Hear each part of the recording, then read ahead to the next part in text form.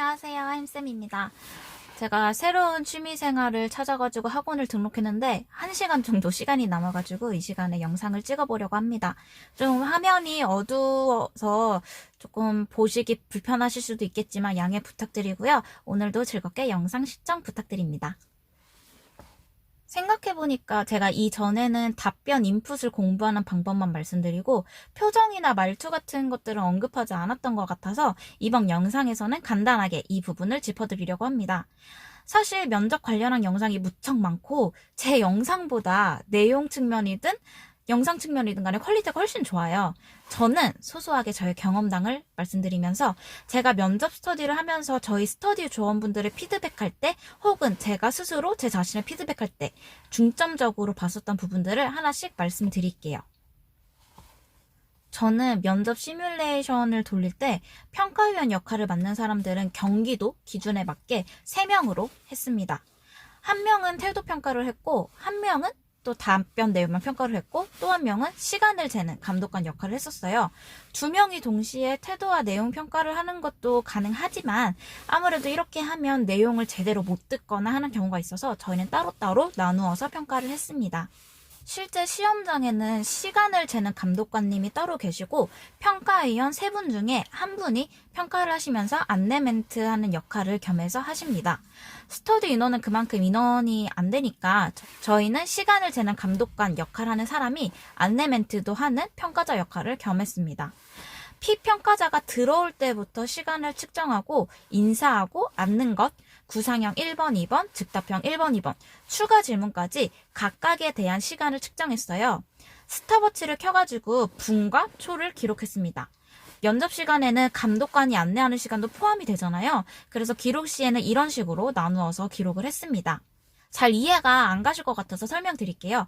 평가가 시작되는 순간에 스탑워치를 켰고 피평가자가 인사하고 착석했을 때가 40초 지난 거고 감독관이 안내 멘트를 한 뒤에 1분에 피평가자가 구상형 1번에 대해서 답변을 시작했고 1분 45초에 끝나고 2분에 구상형 2번에 대한 답변을 시작하고 3분에 끝냈다. 감독관이 즉답형 하라고 안내 멘트를 한 다음에 즉답형 1번 구상하기 시작한 시간이 3분 10초 그리고 3분 40초에 답변을 시작했고 즉답 1번 답변 완료와 동시에 즉답형 2번 구상하기를 4분 30초에 시작했고 5분에 답변 시작했다. 6분에 답변을 완료하고 추가 질문이 나간 뒤에 추가 질문에 대한 답변을 하고 7분에 답변을 완료, 마지막 인사하고 퇴장한 게 8분. 이런 식으로 기록을 했었고 피드백을 줄 때 각 문제별로 소요된 시간을 계산해서 말해줬습니다. 이 역할을 할 때에는 일부러 인상을 좀 이렇게 찡그린다든지 무표정을 한다든지 피평가자를 아예 쳐다보지 않는다든지 혹은 보면서 계속 웃는다든지 시선을 계속 쳐다본다든지 이런 면접 상황에서 있을 수 있는 여러 가지 컨셉을 정해서 같이 시전했습니다. 제가 답변 내용을 평가하는 역할일 때는 정말 쳐다보지도 않고 그러니까 쳐다보지를 못했어요. 못하고 열심히 답변 내용을 요약해서 적으면서 평가했습니다. 문제마다 정답이 어느 정도 정해져 있으니까 그 기준에 따라서 채점을 했고 그렇다고 막 기준표를 보면서 채점을 한 건 아니었습니다. 이렇게 시뮬레이션을 돌릴 시기가 되면 어느 정도 다들 공부가 되어 있는 상태이고 다들 답변하는 게 사실 거기서 거기라서 이게 정답인지 아닌지 딱 알 수가 있어요. 만약 기준에 없거나 새로운 답변이라면 그에 대한 근거를 명확하게 답변했을 때 그러니까 충분한 설득력을 지닌 답변을 해서 내 자신이 그 답변에 설득이 될 때 그때는 솔직하게 이것도 좋을 것 같아요. 점수를 받을 수 있을 것 같아요. 이러면서 이렇게 피드백을 했습니다. 또 말할 때 내용이 매끄럽게 이어지는지 사람을 보고 이것이라고 표현하진 않는지 등도 함께 같이 체크했어요. 내용에 대한 전반적인 걸 평가했어서 이 역할도 한 2번 정도 하고 나면 온몸에 힘이 빠질 정도였습니다. 다음으로 태도 평가를 할 때 봤었던 거예요. 면접이라는 평가 제도 자체가 답변의 내용을 열심히 갖고 놓았지만 이걸 어떻게 표현하는가도 굉장히 중요한 요소잖아요. 그래서 태도 측면도 중요하게 보았습니다. 답변을 할 때 말투, 말 크기, 말의 속도, 억양, 발음, 필요 없는 조사의 사용 등등에 집중해서 들으면서 겉으로 또 보여지는 표정, 제스처, 시선 관리 이런 거를 평가했습니다. 이건 제가 유심히 가꾸었던 요소들을 중심으로 평가를 했기 때문에 제가 이런 태도 측면을 가꾸기 위해 어떤 노력을 했었는지 어떻게 공부했는지를 말씀드릴게요. 저는 12월 면접 스터디를 시작할 때는 구상형, 즉답형 등을 제가 답변하는 부분만 따로 녹음을 했어요. 그리고 집단 토익 스터디 때는 아예 녹화를 했고 1월 스터디 때는 아예 처음부터 끝까지 녹화를 했습니다. 이걸 하고 끝나는 게 아니라 그날 스터디에서 녹음 혹은 녹화한 거를 집에서 보면서 저 혼자 제 자신에 대한 피드백을 했습니다. 처음에 녹음한 걸 들어볼 때는 저의 말투, 말 크기, 속도, 억양, 발음, 필요 없는 조사 사용 등 여기에 집중해서 들었어요. 아마 제 영상 보시면서 느끼시는 분들도 계실 텐데 제가 뭐뭐입니다 라고 말을 할 때는 이 다, 요 끝부분에 힘이 굉장히 많이 들어가는 편이에요. 아무래도 이 앞부분이 중요한 부분인데 마지막에 다 여기에 힘이 들어가다 보니까 듣기 불편할 수도 있겠다라는 스터디 선생님의 피드백이 있었습니다. 그래서 이 부분을 무엇입니다. 저는 무엇을 할 것입니다. 무엇입니다. 첫째 무엇입니다. 둘째 무엇입니다. 저는 어떤 교사가 되겠습니다. 이런 식으로 계속 직접 말하면서 고쳐질 때까지 매일매일 연습했습니다. 그리고 제 말투가 표준어가 아닌 부분이 되게 많아요. 나눠 먹는다를 논아 먹는다 이렇게 표현을 하고 이렇게를 요렇게 이런 식으로 이렇게 말하는 특유의 말투가 있어요. 이 부분도 계속 신경을 썼고 만약에 특유 말투가 나왔던 날이 있었다 하면은 집에서 그 답변을 다시 한번 혼자 녹음하면서 연습했습니다. 말 크기는 사실 제가 목소리는 적당히 큰 편이라서 걱정하지 않았어요. 그런데 스터디에서 만났던 선생님들 대부분이 소리가 작으시더라고요. 막 무조건 큰 게 좋다는 건 아니지만 평가위원에게는 또렷하게 들려야 평가가 가능하잖아요. 그러니까 또렷하게 들릴 정도로 목소리를 키우셔야 합니다. 그런데 생목으로 하면은 듣기에도 불편하고 목도 굉장히 아프니까 배에 딱 힘을 주고 호흡하면서 답변하시면 됩니다. 다음으로 발음인데 이건 대부분의 사람들이 면접을 준비할 때 많이 연습해야 되는 부분인 것 같아요. 99% 이상은 발음을 뭉개서 말을 하거든요. 저는 발음을 안 뭉개려고 면접 스터디 하러 가기 전이나 다녀와서 혹은 자기 전에 등등 하루에 한두 번 정도는 천천히 또박또박 읽는 걸 연습했습니다. 2번 했는데도 계속 뭉그러진다. 그러면은 그때는 연필을 입에다가 물고 구상했던 답변이 아니더라도 읽고 있는 책이나 뉴스 이런 거 상관없이 연습하면서 발음 안 뭉개지도록 신경을 썼습니다. 근데 이것도 이건데 적절히 숨 쉬는 부분에서 숨 쉬는 거랑 강조하고 싶은 부분을 말하는 것도 신경 썼어요. 만약에 제가 방금 제가 언급했던 부분을 연습한다고 하면 저는 발음을 뭉개지 않으려고 천천히 또박또박 읽는 걸 연습했습니다. 2번 연습했는데도 계속 뭉그러지면 그때는 연필을 입에 물고 연습했습니다. 이런 식으로 또박또박 말하는 걸 연습하면 저절로 악센트라던가 숨 쉬는 부분 이런 거는 저절로 되거든요. 그래서 막 너무 걱정하지는 않으셔도 될 것 같아요. 저는 처음에 제 목소리 톤이 높다고 생각을 해서 일부러 답변을 할 때 목소리를 좀 이렇게 낮춰서 했었는데 스터디원분들이 제 목소리에 그냥 평소 목소리 안 높다고 듣기 괜찮다고 피드백을 주셔서 그 다음부터는 따로 낮추지 않고 연습을 했습니다. 만약에 본인 목소리 톤이 너무 높거나 너무 낮다 생각되시는 분들은 주변 선생님들 피드백에 맞춰서 연습하시면 됩니다. 말 속도도 듣는 사람이 듣기에 편하고 내용이 다 들리면 돼요. 너무 느리지도 않고 너무 빠르지도 않고요.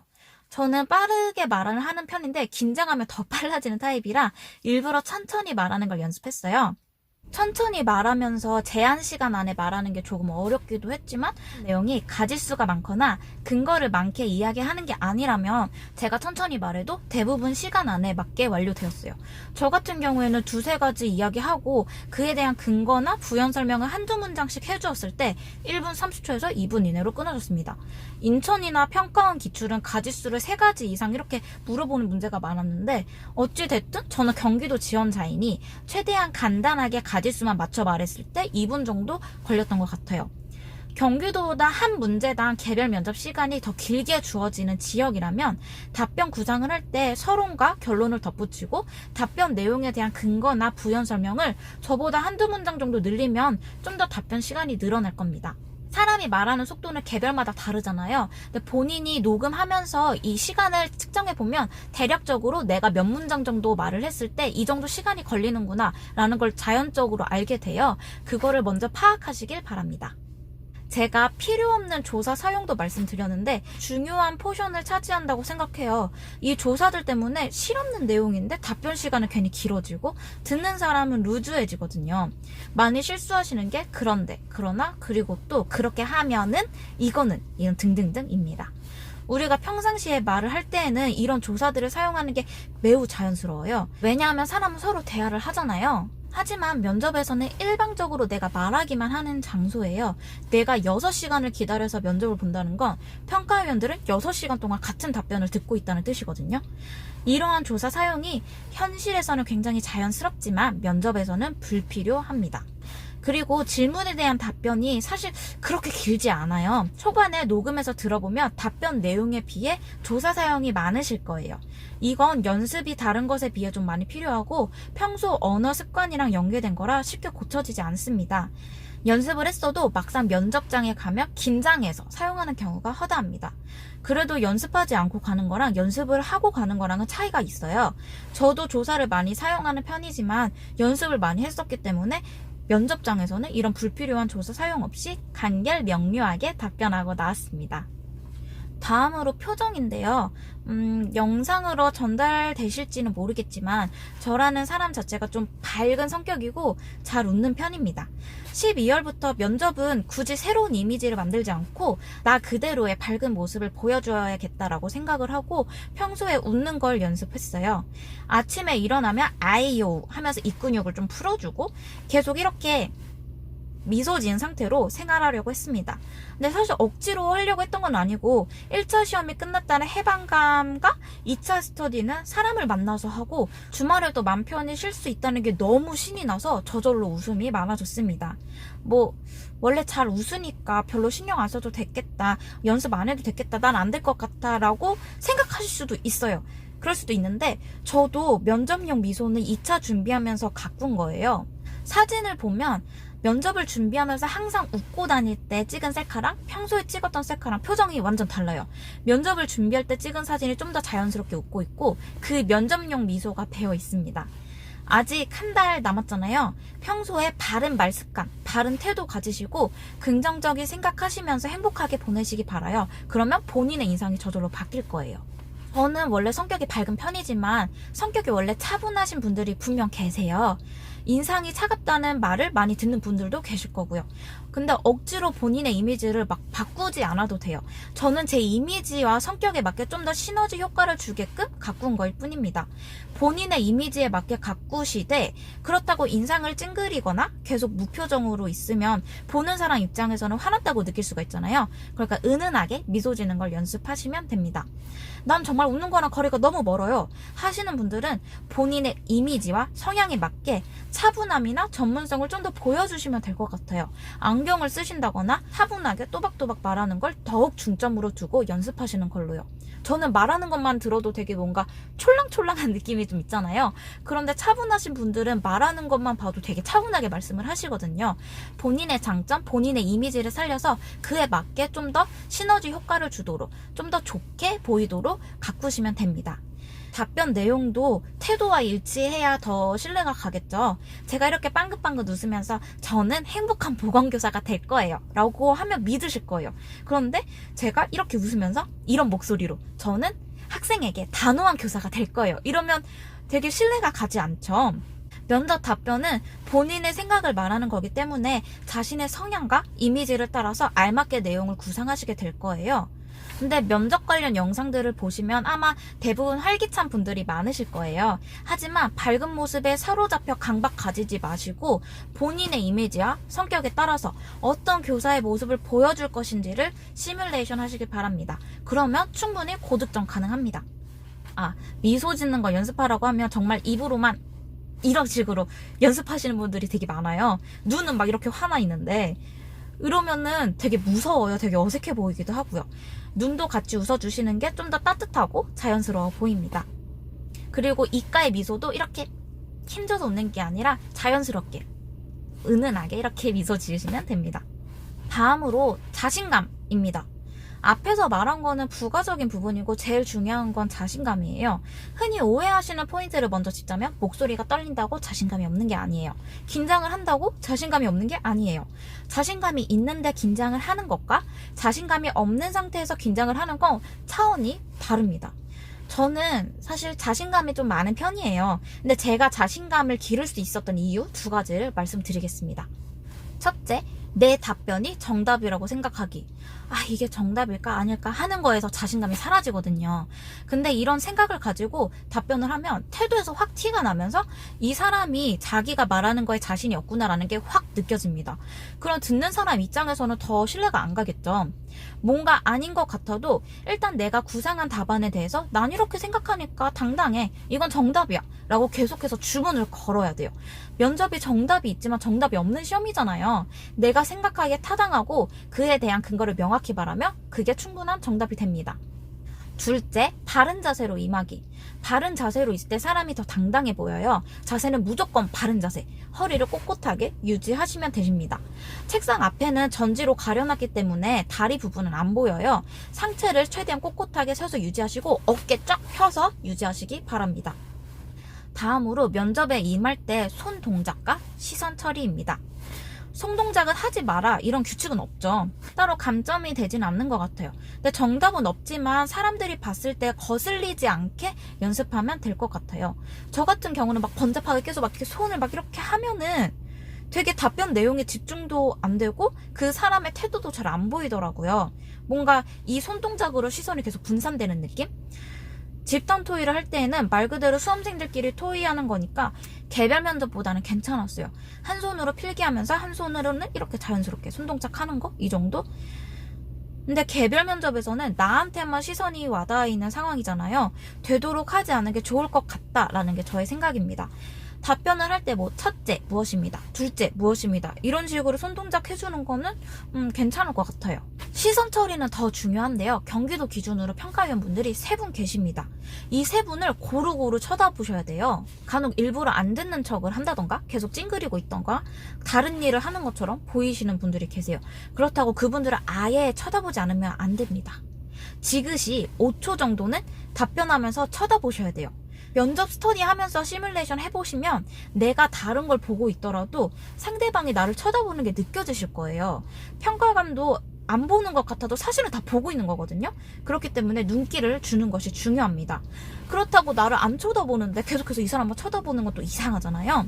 저는 저를 쳐다보지 않는 분은 5초 정도 시선 처리를 하고 차례대로 다른 평가위원님들을 바라보면서 답변을 했습니다.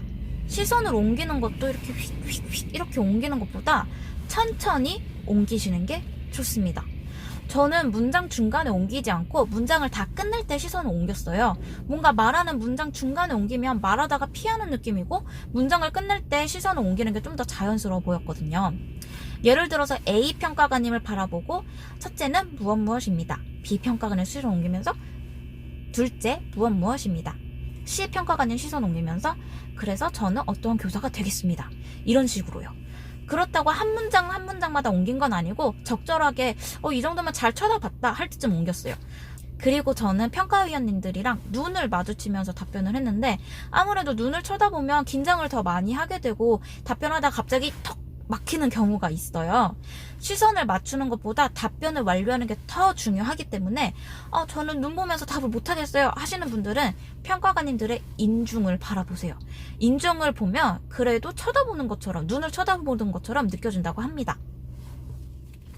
지금까지 면접에서 보여지는 것들, 하드웨어에 대해서 연습했던 방법들, 스터디원들을 피드백할 때 중점적으로 봤었던 것들에 대해서 정리를 해보았습니다. 빼먹은 게 있을 것 같지만 일단 지금은 여기까지 생각나네요. 유초등은 1차 합격자 발표가 났죠. 중등 선생님들은 아직 2주 정도 남았으니까 포기하지 마시고 면접 준비해봅시다. 이제 우리나라 겨울이 4만 4미래요. 3일 춥고 4일은 미세먼지고. 이 멘트 약간 미세먼지 관련 문제에서 오프닝 멘트로 괜찮을 것 같아요. 여하튼 추위와 미세먼지 속에서 건강 잘 챙기시고 특히 목 관리 열심히 하시면서 면접 준비합시다. 그럼 안녕히 계세요.